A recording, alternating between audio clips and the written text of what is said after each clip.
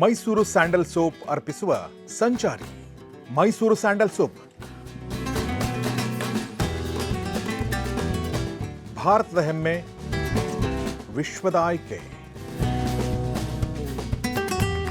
ನಮಸ್ಕಾರ ಎಲ್ಲರಿಗೂ. ಗೌರಿ ಶಕ್ಕಿ ಸ್ಟುಡಿಯೋದ ವಿಶೇಷ ಕಾರ್ಯಕ್ರಮ ಸಂಚಾರಿಗೆ ನಿಮಗೆಲ್ಲ ಸ್ವಾಗತ. ನನ್ನ ಹೆಸರು ಸುನೀಲ್ ಪಾಟೀಲ್, ಮೂಲತಃ ಹುಬ್ಬಳ್ಳಿಯವನು. ಜೀವನವೇ ಒಂದು ಸಂಚಾರಿ ಅನ್ನುವಂಥ ಮನುಷ್ಯ ನಾನು. ಇವತ್ತಿನ ಎಪಿಸೋಡಿನಲ್ಲಿ ನಿಮಗೆ ಡಾಕ್ಯುಮೆಂಟ್ಸ್ ಹಾಗೂ ಇನ್ಶೂರೆನ್ಸ್ ಯಾವ್ದ್ಯಾವ್ದು ಬೇಕಾಗುತ್ತೆ ಟ್ರಾವೆಲ್ ಮಾಡುವಾಗ, ಸ್ಪೆಸಿಫಿಕ್ಲಿ ಇಂಟರ್ನ್ಯಾಷನಲಲ್ಲಿ, ಆ ಒಂದು ಮಾಹಿತಿನ ಹೇಳ್ಕೊಡ್ತೀನಿ.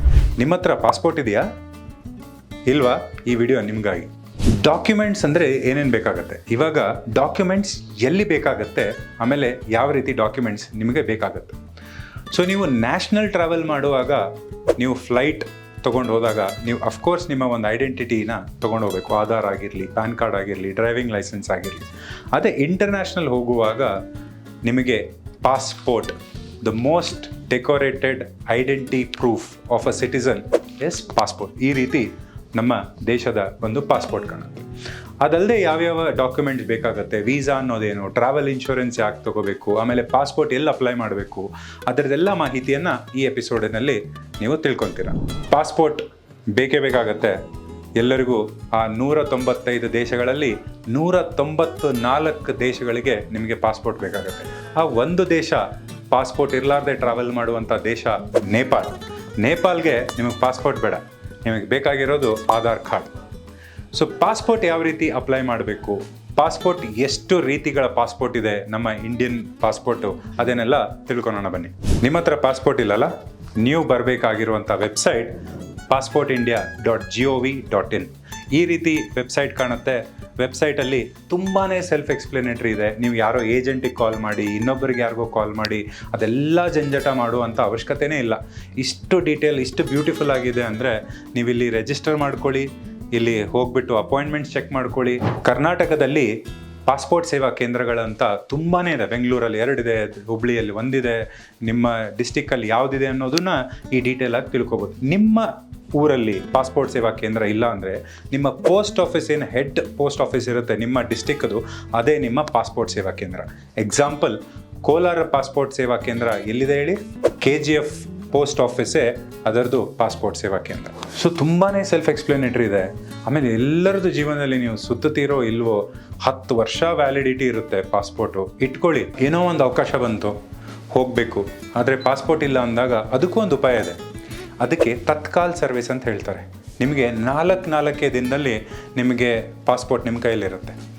ಪಾಸ್ಪೋರ್ಟ್ ಯಾವ ರೀತಿ ಅಂದರೆ, ಇಲ್ಲಿ ಅಪ್ಲೈ ಮಾಡಿ, ಅಪಾಯಿಂಟ್ಮೆಂಟ್ ತೊಗೊಳ್ಳಿ ನಿಮ್ಮ ಪಾಸ್ಪೋರ್ಟ್ ಸೇವಾ ಕೇಂದ್ರ ಅಥವಾ ನಿಮ್ಮ ಒಂದು ಪೋಸ್ಟಲ್ಲಿ ಹೋಗಿ ನೀವು ನಿಮ್ಮ ಡಾಕ್ಯುಮೆಂಟ್ಸ್ನ ಕೊಡ್ತೀರಾ. ಅದಾದಮೇಲೆ ನಿಮ್ಮ ಲೋಕಲ್ ಪೊಲೀಸ್ ಸ್ಟೇಷನ್ಗೆ ನಿಮ್ಮ ಒಂದು ಪೊಲೀಸ್ ವೆರಿಫಿಕೇಷನ್ ಅಂತ ಆಗುತ್ತೆ. ಅದು ಆದ 2 ದಿನದಲ್ಲಿ ನಿಮ್ಮ ಬ್ಲೂ ಕಲರ್ ಬ್ಯೂಟಿಫುಲ್ ಆಗಿರುವಂಥ ಒಂದು 36 ಪೇಜಿನ ಪಾಸ್ಪೋರ್ಟ್ ನಿಮ್ಮ ಕೈಯಲ್ಲಿ ಬರುತ್ತೆ. ಆ ಫೀಲೇ ಬೇರೆ ಗುರು. ಎಲ್ಲರೂ ನೀವು ಪಾಸ್ಪೋರ್ಟನ್ನು ಪಡ್ಕೊಳ್ಳೇಬೇಕು. ಪಾಸ್ಪೋರ್ಟ್ ಬಂತು, ಬೇರೆ ದೇಶಕ್ಕೆ ಹೋಗಬೇಕು ಅಂದರೆ ವೀಸಾ ಬೇಕು. ಪಾಸ್ಪೋರ್ಟು ಮತ್ತು ವೀಸಾಗೆ ಡಿಫ್ರೆನ್ಸ್ ಏನು ಅನ್ನೋದನ್ನು ಅರ್ಥ ಮಾಡ್ಕೊಳ್ಳೋಣ ಬನ್ನಿ.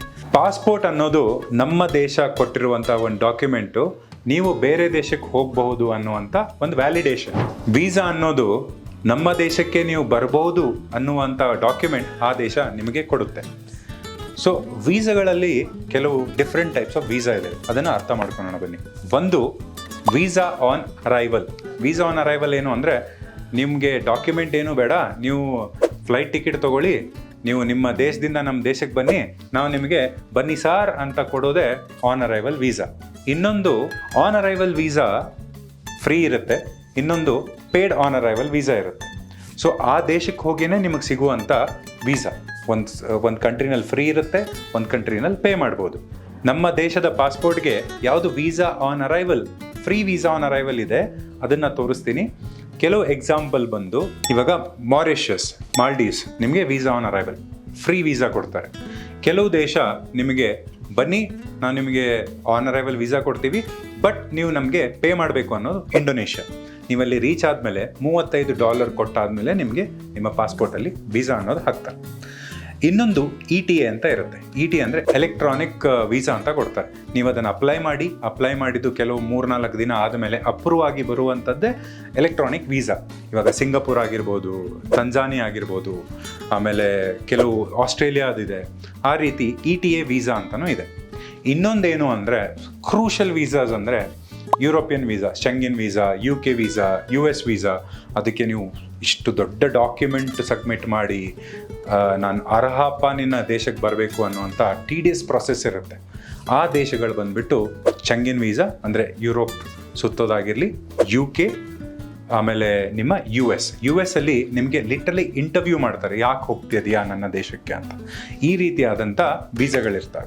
ನೀವು ನೋಡ್ತಾ ಇರೋದು visa free countries for Indian passport. ಇವಾಗ ಬ್ಯೂಟಿಫುಲ್ ಆಗಿರುವಂಥ ಐಲ್ಯಾಂಡ್ ಫಿಜಿ ಆಗಿರ್ಬೋದು, ಮಾರಿಷಸ್ ಆಗಿರ್ಬೋದು, ಮಾಲ್ಡೀವ್ಸ್ ಆಗಿರ್ಬೋದು, ಆಮೇಲೆ ನೇಪಾಲ್, ಭೂಟಾನ್, ಅವೆಲ್ಲ ದೇಶಗಳನ್ನು ನೀವು ವೀಸಾ ಫ್ರೀ ಆಗಿ ನಿಮ್ಮ ಇಂಡಿಯನ್ ಪಾಸ್ಪೋರ್ಟ್ ಜೊತೆ ಹೋಗ್ಬೋದು.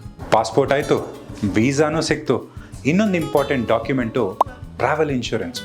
ಲೈಫ್ ಇನ್ಶೂರೆನ್ಸ್ ಕೇಳಿದಿರ, ಟರ್ಮ್ ಇನ್ಶೂರೆನ್ಸ್ ಕೇಳಿದ್ದೀನಿ, ಇದೇನಪ್ಪ ಟ್ರಾವೆಲ್ ಇನ್ಶೂರೆನ್ಸ್. ಟ್ರಾವೆಲ್ ಇನ್ಶೂರೆನ್ಸ್ ಯಾಕೆ ಬೇಕು? ಆಮೇಲೆ ನಾನು ಯಾವುದೇ ಟ್ರಿಪ್ಪು, ಫ್ಯಾಮಿಲಿ ಆಗಿರಲಿ, ಆಫೀಸ್ ಟ್ರಿಪ್ ಆಗಿರಲಿ, ಟ್ರಾವೆಲ್ ಇನ್ಶೂರೆನ್ಸ್ ನಾನು ಮ್ಯಾಂಡೇಟ್ರಿ ಆಗಿ ತೊಗೊತೀನಿ. ಯಾಕಂದರೆ ಇದರಲ್ಲಿ ನಿಮ್ಮ flight delay, baggage loss, passport ಏನಾದರೂ ಕಳೆದ್ರೆ, ಆಮೇಲೆ ನಿಮ್ಮೇನಾದರೂ ಮೆಡಿಕಲ್ ಎಮರ್ಜೆನ್ಸಿ ಆದರೆ ನಿಮ್ಮ ಕಂಪ್ಲೀಟ್ ಜರ್ನಿನ ಈ ಟ್ರಾವೆಲ್ ಇನ್ಶೂರೆನ್ಸ್ ಕವರ್ ಮಾಡುತ್ತೆ. ಟ್ರಾವೆಲ್ ಇನ್ಶೂರೆನ್ಸ್ ಎಷ್ಟು ಖರ್ಚಾಗ್ಬೋದು? ನಾನು ಲಾಸ್ಟ್ ಟ್ರಿಪ್ಪು ಫಿಲಿಪೀನ್ಸ್ ಹಾಗೂ ಸಿಂಗಪುರ್ಗೆ ಹೋಗಿದ್ದೆ. ನಾನು ನನ್ನ ವೈಫ್, ನನ್ನ ಮಗಳು ಟೋಟಲ್ ಟ್ರಾವೆಲ್ ಇನ್ಶೂರೆನ್ಸ್ ನನಗೆ $1,600 ಟ್ರಾವೆಲ್ ಇನ್ಶೂರೆನ್ಸ್. ಅದರಲ್ಲಿ $1,00,000 ಕವರ್ ಇರುತ್ತೆ. ಅಂದರೆ ಮೆಡಿಕಲ್ ಎಮರ್ಜೆನ್ಸಿ ಆಗಿರಲಿ, ಆಮೇಲೆ ಪಾಸ್ಪೋರ್ಟ್ ಕಳೆದ್ರೆ ಒಂದು $300, ಆಮೇಲೆ ಫ್ಲೈಟ್ ಡಿಲೇ ಆದರೆ $500, ಬ್ಯಾಗೇಜ್ ಕಳೆದ್ರೆ $600, ಇದೆಲ್ಲ ಕವರ್ಡ್ ಇರುತ್ತೆ. ಸೊ ನಿಮಗೆ ಆಗುತ್ತೆ ಅನ್ನೋವಂಥದ್ದು ವಿಷಯಕ್ಕೆ ನಾವು ಇನ್ಶೂರೆನ್ಸ್ ತೊಗೋಬಾರ್ದು, ಆದರೆ ಅನುಕೂಲ ಇರಲಿ ಅನ್ನೋವಂಥ ಒಂದಕ್ಕೆ ನಾವು ಟ್ರಾವೆಲ್ ಇನ್ಶೂರೆನ್ಸ್ ತೊಗೊತೀವಿ. ಇದಾಗಿತ್ತು ಇವತ್ತಿನ ಎಪಿಸೋಡ್. ಇದೇ ಥರ ಸಂಚಾರಿಯನ್ನು ನೋಡ್ತಾ ಇರಿ. ಈ ಎಪಿಸೋಡಿನಲ್ಲಿ ಪ್ರಶ್ನೆಗಳಿದ್ರೆ ನೀವು ಕಮೆಂಟ್ ಬಾಕ್ಸಲ್ಲಿ ಹಾಕಿ ಅದನ್ನೆಲ್ಲ ಉತ್ತರಿಸ್ತೀವಿ. ನಮಸ್ಕಾರ. ಮೈಸೂರು ಸ್ಯಾಂಡಲ್ ಸೋಪ್ ಅರ್ಪಿಸುವ ಸಂಚಾರಿ. ಮೈಸೂರು ಸ್ಯಾಂಡಲ್ ಸೋಪ್ ಭಾರತದ ಹೆಮ್ಮೆ, ವಿಶ್ವದ ಆಯ್ಕೆ.